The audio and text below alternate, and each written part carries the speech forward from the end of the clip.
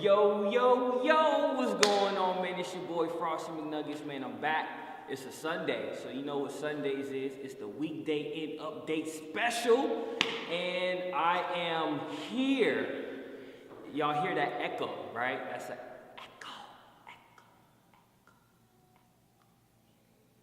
Yeah, y'all heard that. So, I am here at the Bridge. Right here. Repertory Theater. Boom. Boom. I'm here. I reached out to these lovely ladies. They were putting on a play, and so I'm all about, you know, introducing y'all to new things and new experiences. So this is one of the ones. This will be a light, quick show. They have more performances to do, so I had to pull them from what they got going already. A lot of people. Anyway. So I'm here. We are going to be talking with Miss Jade Wheeler and Olivia Ambrosia about that poster right behind us, right there. Y'all see that? Right there. It's right there. Y'all see that? So that's what we're gonna talk about today. So with enough about me, y'all know who I am. Why don't you lovely ladies introduce yourselves and why we're here? Hello. I'm Jade. I wrote the play, and I'm starring in the play that's being produced here at BridgeRepertory Theater at the Multicultural Arts Center. And I'm Olivia. You can call me Liv or Frosty Liv. Ooh. Yeah. See, so we're waiting for Jade's Frosty name. Y'all know the routine. Anytime we have guests, they gotta have a Frosty name. Part of Team Frosty. So we got Frosty Livia. Yeah. We're gonna think of one for Miss Wheeler. We're gonna think of one. So everybody put your tinfoil hats on like we always do. Start thinking of some names. Alright? Oh, you have a name? Oh, you have a name? Go for it. Frosty Wheels. Frosty Wheels. I don't want y'all know about the pin drop. That was a pin drop moment right there. Boom. Frosty Wheels. Nice. Ooh, just rolling on the wave. Yeah. So, I'm sorry. I'm goofy and silly. I like having a good time. And a lot of our viewers know that. So, but you guys don't. But again, we're not here for me. We're here for y'all. So, with that being said, what kind of inspired you to start this play, or to pick Miss Eartha Kitt? Like, what was that moment that said, I want to make this into a play? Yeah, funny story. I was writing a play, or I had already started writing about Edith Piaf, with whom I'm a little obsessed. And I was presenting this project to a friend of mine, and he said, yeah, that's cool, but what about Eartha Kitt? And I was like, I don't know. And I just sort of took the name and I wrote it down, and I looked at some things, and I just sort of closed the notebook. And then about a year later, I was watching an interview, and I watched her performance of C'est Bone, and I was like, oh, yes. Yeah. Who is this lady? We're doing this. Right there. And so I started researching, started looking through all of her music, and I speak French and Spanish. And I really love languages, and so when I saw that she sang in a dozen languages and she was fluent, people saying about 4, possibly 5, at least being conversational, I really admired that. And she traveled, and she just had this survivor spirit. She kept being smacked down over and over again in this profession, and this is a hard career. And I admired the tenacity. I said, I love her story, and I think it needs to be told. Awesome. For all y'all who don't know Eartha Kitt, man, she was a phenom. She was ahead of her time. She was, I won't say breaking barriers, because unfortunately she had to leave the U.S. in order to, kind of like what you said in the play, like to feel accepted, you know, and especially at that time. But she was a phenomenal singer. Influenced a lot of singers after her, a lot of different dances, and just her presence. It she was a phenom. So if you can, come, and I'll make sure I have all the information in the description. If everybody on YouTube, I'll make sure I have some stuff in the description below. But yeah, y'all need to check her out. She was a phenom. She was awesome. She was awesome. And so what kind of inspired you to do plays in the first place? Like, did you grow up in the theater? Did your parents do any theater work? Like, how did you get here? Sure. If you don't mind me asking, No, is that too deep? No. My dad is from Boston, and so that's what actually made me want to start auditioning in Boston and live in. I did a show 2 years? 3 years? 2016, 3 years ago.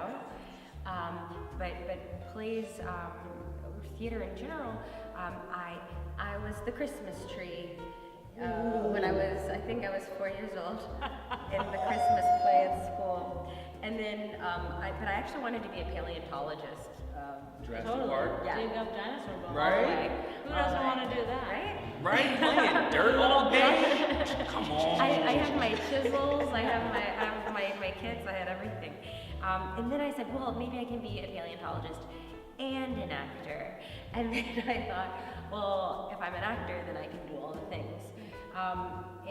And so when it came time to go to university, it was the only thing that I felt any sort of calling to. So after going to governor school of the performing arts in high school, and then I majored in theater, and then once I left school, I didn't really understand the business, like how can you do this and make money and do a career that's not necessarily Broadway, because that wasn't really what I was ever going for. And I said, what do you do? Right. But thankfully Washington DC is an amazing theater community. Yes, And then when I left there, I went to Miami, and there I started doing more like commercial work, and I started understanding all of this. And whenever I would travel, I would go to theater festivals, and I started seeing other people who were saying, I'm making my living doing my own work. Nice. So then when I came back to the States, and I had already done this show and workshop in forms, so Liv knew about it, like You told me about it. at that time, and so it's been this dialogue for a while, like how can we get this going? What can we do with that?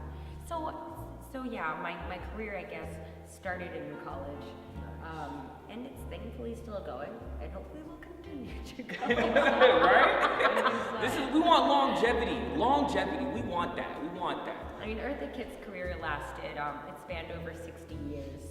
And I think that that's something that all of us, that a lot of us want. You either just stick with it or you leave. Yep, indeed.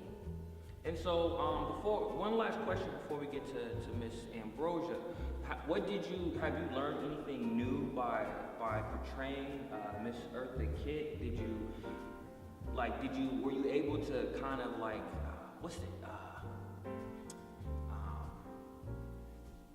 like a deep dive in her brain? And did you learn anything new? Yeah, definitely. I mean, I'm still researching. Every night I go home, I watch more interviews, I find a new article, some new newspaper or journal article pops up. Her daughter speaks, a lot about her as well, and also does interviews. So I really just try to take in all information that I can. I listen to her music constantly, of course, just to try to. Phenomenal voice. I'm sorry. She can wail. What? Yeah. What? Thank you. Right? We got some audience, and they're like, thumbs up. Yes. But then even just again for this career choice that I've made, listening to Eartha Kitt talk about what is the technique, what do you have to do for stamina, how do you have to eat, what do you have to do to make sure that whatever you do, it doesn't matter, but for the audience, it has to be there. Yeah. And I've been sick this whole week, and so I definitely learned that in States. You've been a champ among Right? Trooper, doing it. And so it's like, okay, what do we do so that once I'm on stage, everything can get out how it needs to. So those are the things I've learned from her, and even her persona of Eartha Kitt versus she herself, Eartha Mae, also taught me something, because a lot of times we can be insecure, we lack confidence, and so just even having that nice little Eartha Kitt jacket to put on, that's really helped me as a performer to bask in whatever it was that she wanted to bask in, because it's not my story. Everything has to be in service of her and her story. So I think just doing that has helped me to learn a lot. No, that's excellent. I didn't know that she had it was Eartha Mae and then you had Eartha Kitt. So I personally learned something new. Yeah, it's sort of like her Sasha Fierce. I was gonna say, that's how Jade explained it to me. She was like, it's like Beyonce and Sasha. Right, I was like, oh, I get it. That makes sense. click. Yeah. Click. You put Beyonce in any analogy. Yeah. I don't care who you are. I totally got it. You gonna get it. You gonna get it. So we're gonna kind of transition a little bit, and we're gonna go over to Miss Ambrosia, Miss Olivia Ambrosia. So, how did you guys meet? How did you hear about Miss Wheeler? Yeah. How did this beautiful relationship form? Yeah, so as Jade explained, we worked on another show together at a different theater in Cambridge called Central Square Theater, and Jade was in that show, and I was sort of like an assistant to the director, and we became pals. And she was working on this Eartha Kitt show even back then, and then I hired her to be in a play that I directed here at the BridgeRep. And then I said, hey, we stayed in dialogue always about this because I thought it was very interesting. And I first learned about Eartha Kitt because she was the voice of Yzma in The Emperor's New Groove, which I still think is like one of the best. Yeah. Us at What's Up People News are big supporters of local businesses, small businesses. If you're doing it, we want you to know we support that. So for you to do that's awesome. We're thrilled to have you here with us. Thank you. So just all those things combined, like knowing Jade, being fascinated by Eartha Kitt, thinking it was a really good show for our space, like all those things, and when I read it, it's like this sort of mini history lesson, and it's also very personal. Like I totally know what it feels like to be sort of a person without a country, all these things, and so I don't know. So here we are. Nice. Frosty Wheels. Frosty Wheels. I love it. We got Team Frosty in the building. Yeah. Big shout out to the host with the most, Frosty Oreos. He couldn't make it today. What? There's a Frosty Oreo? Yes. I'm not the only good-looking guy with the name Frosty. We are a dynamic duo. There's two of us. I'm Frosty McNuggetts. Frosty Oreos is working his regular job, making real money. So we always big up to him doing that. So that's why he couldn't make it today. But in spirit, love you, man. Big shout out to him. Anyway, don't mind us. So what kind of got you into the theater? Kind of like me? When I asked Miss Wheeler, Yeah. what was your influence to? I'm kind of like Jade. I came to theater a little bit later. I didn't really start doing theater for real until college. So I was a total tomboy, and I played sports my whole life. Nice. What sports did you play? I played a lot of sports, but in college, all the way through college, I played lacrosse. Nice. Yeah. Nice. National champions. Ooh. This is my national championship ring right here. Oh, snap, son! Yo, Look out. But when I was a senior in high school, I took Shakespeare as an English class, but it was taught by the drama teacher. And he was like, you might really like acting because it's very active and physical, like sports, and it's live, like sports, you're in front of a live audience. He said, but you also have to be sensitive and have good language skills and, this sort of thing. So he was like, you should try acting, and so I did. And then after that, I was like, oh, I really do like this. And just like Jade said, when I was in college, I didn't feel a calling to anything else. So I was like, well, I guess I'll do this. And so, like Jade, I feel really blessed that I've had a career up until this like you're saying, we don't make a lot of money, but we love what we do, and we're really blessed to do it. So. Nice. And so, kind of following the same question, what have you learned, or did you learn anything new by Miss Wheeler portraying Eartha Kitt? Oh, for sure, yeah. So, learning about Eartha Kitt through Yzma, when Eartha Kitt was like way towards the end of her career and the end of her brilliant, beautiful life. Jade's show has just taught me so, I didn't know about the LBJ incident. I didn't know she was exiled. I didn't know about the dossier. I didn't know about her upbringing. There was so much I didn't know. All I knew was the famous person. Right. So what I really learned from this show is the title of the show, Who is Eartha Mae? Because I never knew who Eartha Kitt was. Right. I didn't know who Eartha Mae was. I thought her last name was Kitt. See, we learn something every day, man. Always be students of learning. Learning never stops. I don't care how old you get, how young you are. Always be willing to learn. You can learn anywhere. I learned today. I had a great time. Come see us. Well, come see Jade. I'll be backstage. She'll be here too. They'll both be here. Jade will be right out here. Yeah. But before we go, did you want to give out any social media contacts where people can follow you, friend you, all that good stuff? I'm on the Instagrams. She's on the Instagrams. My handle's a bit difficult, so I'll just it's the Mundavegan actor. But I'll just write it. It's my name.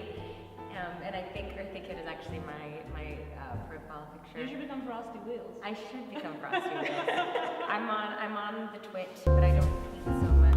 Me neither, but I'm there too. And then I tweet you. Only one person seems true. Right? And, For another day. And my website is just my name, jadewheeler.com. Well, make sure y'all need to follow, like, subscribe to both of these. Yeah. We're at BridgeRepertory. We gonna get in y'all face. Y'all see that? Be in your face. That's BridgeRepertory. That's us. You nailed it. Yep.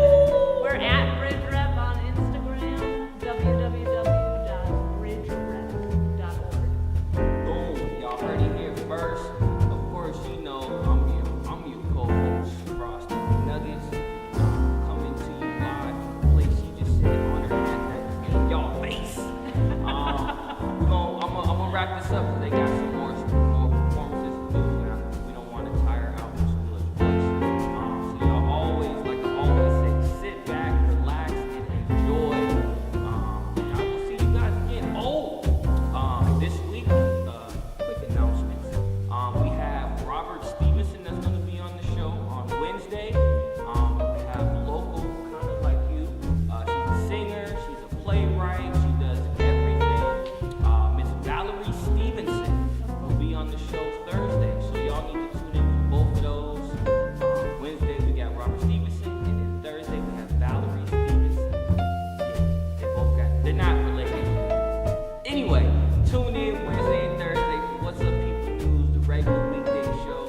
I'm your co-host, Frosty McNuggetts. I got Miss Jade Wheeler, Miss Olivia and Rosia, and they are the duo for the Is Eartha Mae. And I'll have flyers and all that stuff on the business page so y'all can see the flyer, buy some tickets, support your local play theaters. That's the next thing on the agenda. Support your local theaters, as well as your small businesses. They're kind of the same thing. We're entertaining. So anyway, thank y'all for tuning in. I hope to see y'all again Wednesday and Thursday this week. And alright. Happy Super Bowl. Happy Super Bowl. Happy Super Bowl. Alright, Facebook, YouTube. I'm gonna see y'all later. Oh, bam, right there, son. We out.